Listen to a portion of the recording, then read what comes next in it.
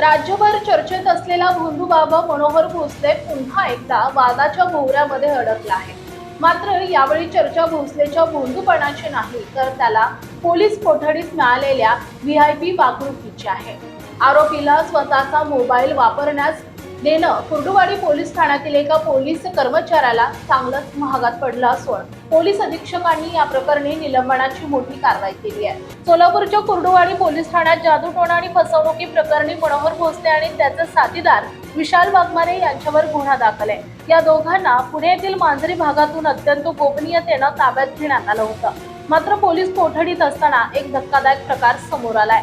कोठडीत असताना पोलीस नाईक बाळासाहेब दाढे यांनी आपला वैयक्तिक मोबाईल फोन आरोपी विशाल वाघमारेला कोणाशी तरी बोलण्यासाठी दिला. पोलीस तपासात कमालीची गोपनीयता पाळण्याचे आदेश असतानाही कर्तव्यात कसूर करत आरोपीला मदत केल्याचा व्हिडिओ सोशल मीडियावर वाऱ्यासारखा व्हायरल झाला.